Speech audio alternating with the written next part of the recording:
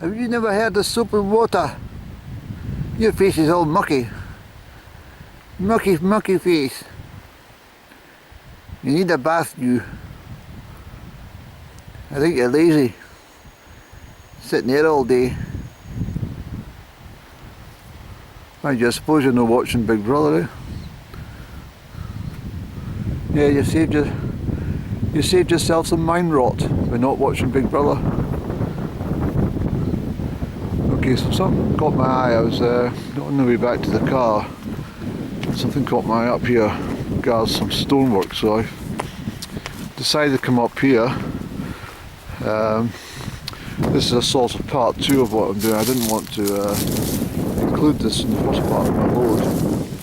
So I'm going to have to find out what this is. This could be a... well, let's find out any. It's probably an old farmsteading or something. Old house. Yeah. Fingers crossed it's the old chapel. The old kirk. Yeah. I wonder. The graveyard's down there, you see. Can you see it? The graveyard's all the way down there. I think this could be the kirk, Annie. But like everyone else that passes through here, it's all supposition, isn't it? Nobody knows.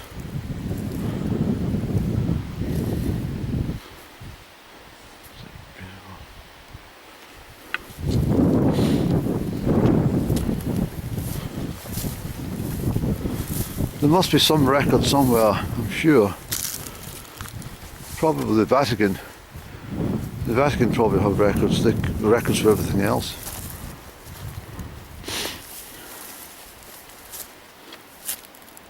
Yes. I might write to the Vatican and ask them if there's any information about the chapel that once stood in the Shian district of Glen Quaich.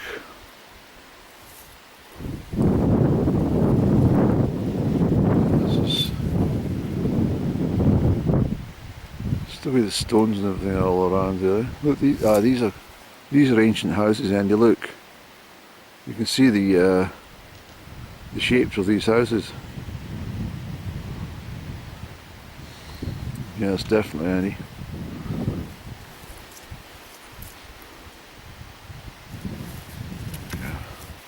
I think so. Yeah, I'm convinced here that this is a part of the old Shian settlement. This is one good thing about the autumn-winter period into early spring is the lower light in the sky and the drop back in the vegetation allows a lot of the structures and the shadows of these old places to become visible again. So you only have a short window to see these things. That's west of Shian over there. I haven't seen anybody, not a soul. Mind you, it is Saturday, they could be away shopping, off to market.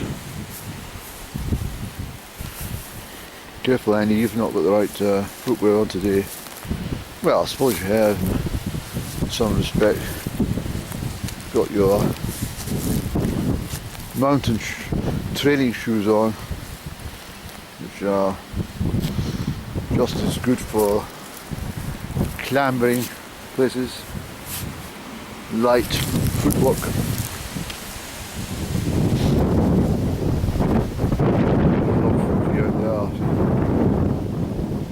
Almost westerly edge. Of course, the river it feeds, the main river it feeds Loch Freuchie is the River Quaich. But at the eastern edge of the Loch Freuchie, it doesn't become the River Quaich, it then becomes the River Bran, which flows through Strathbran and joins the River Tay at Dunkelly area. It's a lovely day to be exploring. I think I'll zip along to Garrow now. So hello again, it's still the 14th of October. I've stopped in Garrow Hamlet and well, although I've been here before, I've never actually saw that, but because my eye is now trained for looking for the castle, and that's a great big pile of stones which extends for quite a bit over there. I'm not suggesting that is a castle, but who knows that that's not the stone from the castle. But it's definitely in this patch. There's some houses, well, it's the Castle Homestead it's called, so just behind me, or at least that way. Look, it's called the Castle Homestead, this lot over here. So I think this is the castle we were talking about, which Fingal lived in. Fingal the warrior. We'll go back a very long time in history, of course, but wouldn't it be brilliant to think that I've been magnetised to come to this region for a very, very historical perspective. I wished I'd, we all wish for things that could have been different, but I sorely wished that I'd met someone with a bit of interest and knowledge.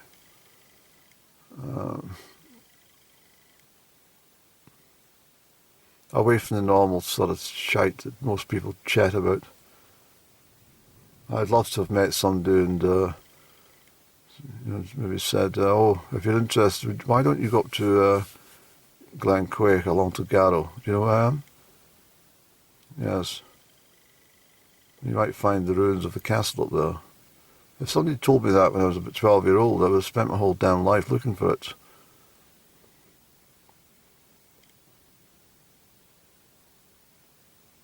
At least building up a lot of... mind you, I've probably been a bit harsh myself because I've got a wealth of knowledge in my veins. I really do. I've got a lot of information that most people probably never thought of. I suppose in one aspect that's why I like to share it on this channel of mine, because anything happens to me, it's gone. And this is something I learned from my folklore collection days when I realised that lots of these people would pass over and everything that they learned in life would go with them. But it makes me think that when you do,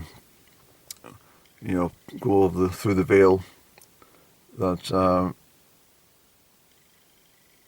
all that knowledge that was gained in you on this part on the earth was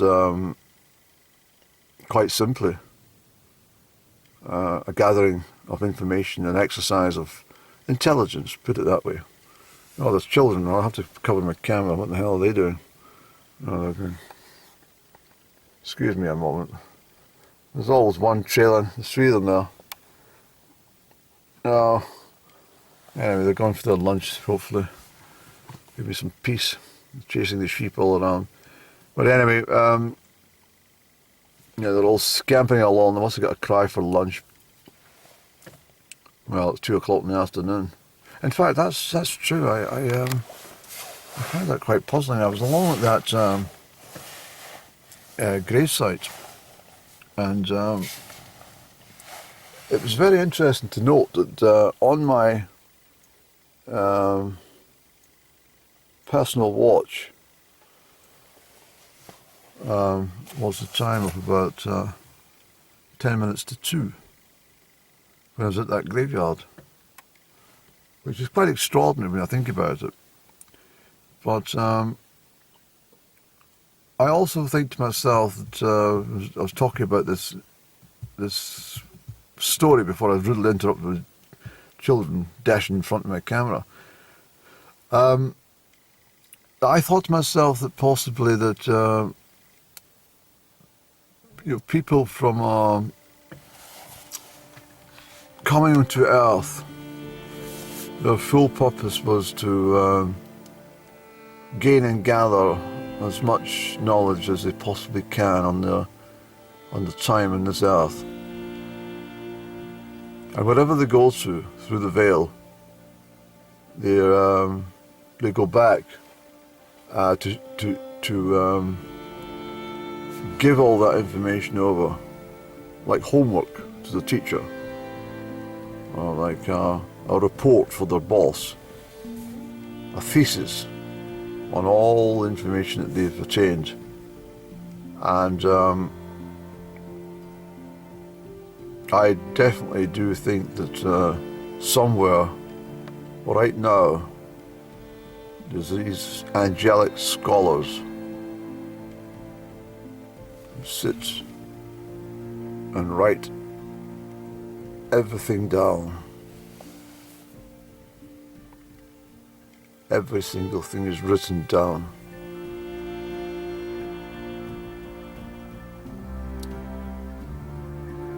Hundreds and hundreds, no, trillions upon trillions of pieces of knowledge from every single person that's passed through this earth. And I don't think it's actually written on paper or stone or carved in wood. You know what I think it's written? I think it's written in the air. In space. Everything is written. And I think that the reason I go to my bed and at night time and wake up the next day with a new piece of knowledge or a new appetite for something to increase my knowledge, is because when I'm sleeping, this information is waving its down, perhaps for everyone, but certainly I'm acutely aware of it. And I go to my bed and I wake up in the morning and I say to myself, today, I think I'll go and find that graveyard at Shian. And I've come through Glen Quaich so many times in my life, and I've never been across that side of the water, apart from, well, I have, but Loch Freuchie and not over at Shian.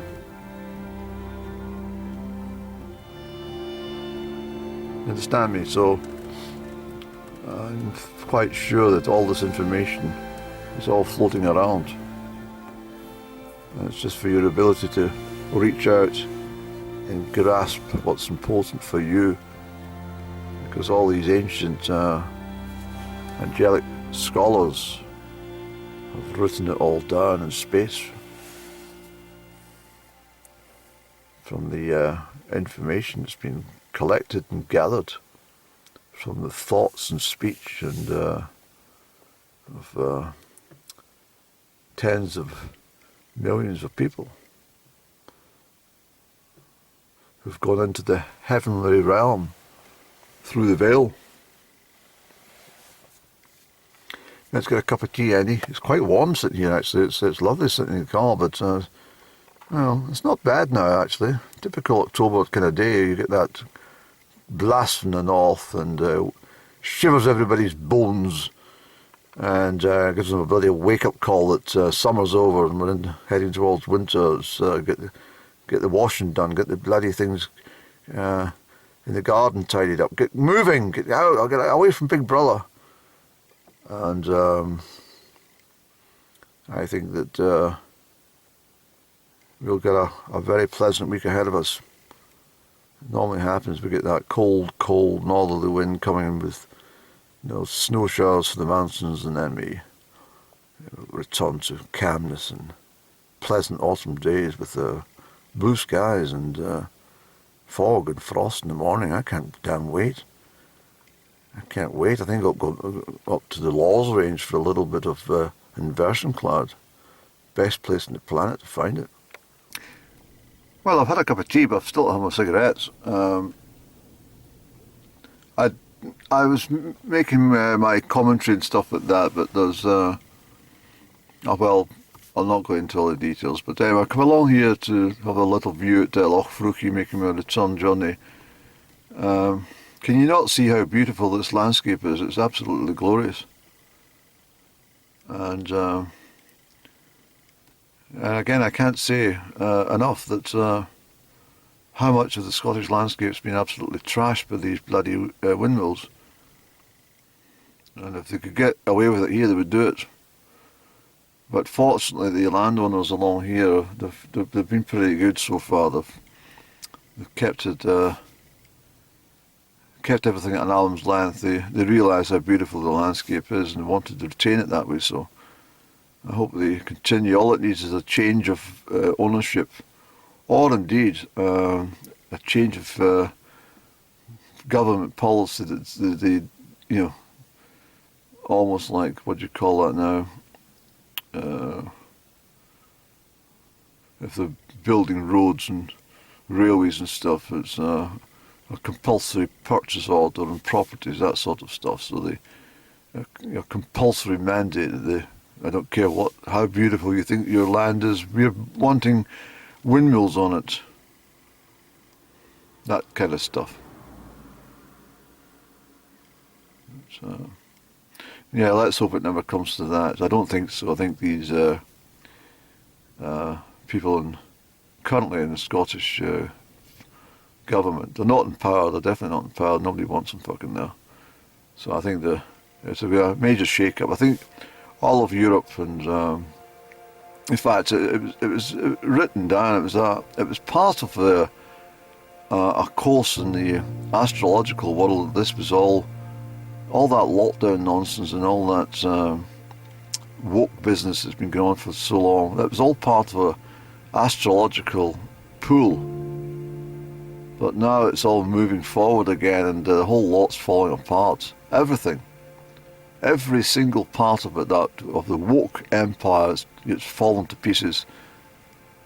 And everything that's happening in the Middle East is all part of the same equation. It's all coming to roost. And the fact that all that money has gone to Eastern Europe as well for a bloody war, it's impossible to win.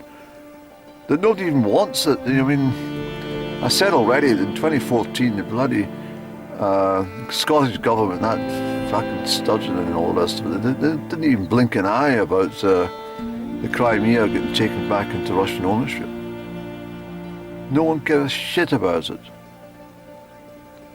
She was too busy focused on her bloody independence campaign that nobody wanted either. But during the woke period from 2015 onwards, 2014, 2015 onwards, it started to reach its peak around 2019, 2020. It's all fallen apart, as I say. If it's almost 10 years of this shite and people's had enough. That's why even the likes of Sunak, as the British Prime Minister, said, enough's enough, fuck this, country's going bankrupt, and let's start all production again. Let's get things moving in a sensible direction. Let's get people working. Let's get the economy going again. The whole thing didn't work. There wasn't a single fucking problem, really, when Republicans were in power under Trump. I'm not very keen on the Republicans as a party. I don't really care actually, but I never really liked any of the Bush family. I certainly didn't like any of the Clintons in the Democratic field, or that Barack Obama. I don't like that Biden either. So at the end of the day, I mean, but we never had any bother when Trump was in power. Not really. Everything in the Middle East was very peaceful. Everything on the Russian borders was very peaceful.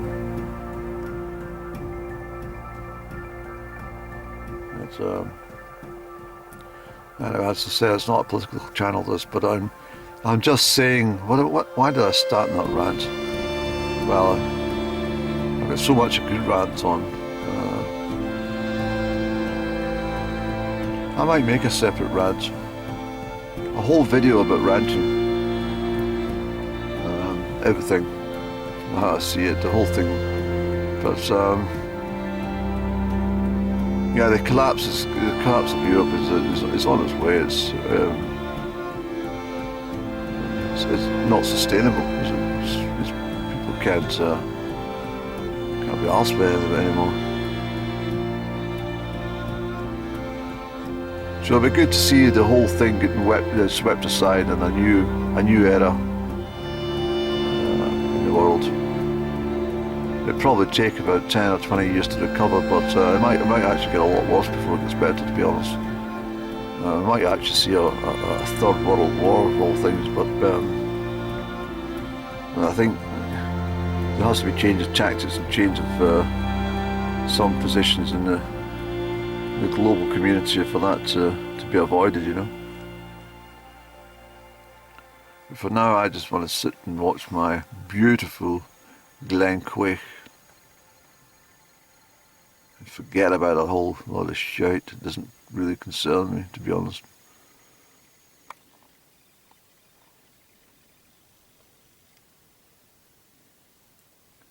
I think if I put the world political scene on the same shelf as domestic football or that hideous program Big Brother, then I think I'd get through it all without too much stress and not lose any sleep over any matters. So, anyway.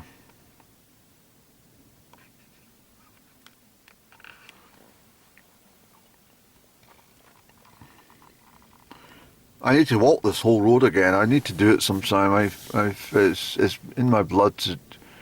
I mean, several times I've done it from Amulree to Kenmore, but I think I need to get my backpack on, get my walking boots, and just even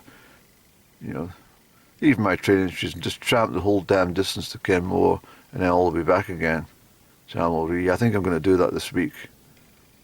I think I will. Yes, I think I will, Andy. I think we'll do it. A long road walk. Keeping your feet dry and not into the mountain air, but just a beautiful Glen Quaich walk. 2 ways.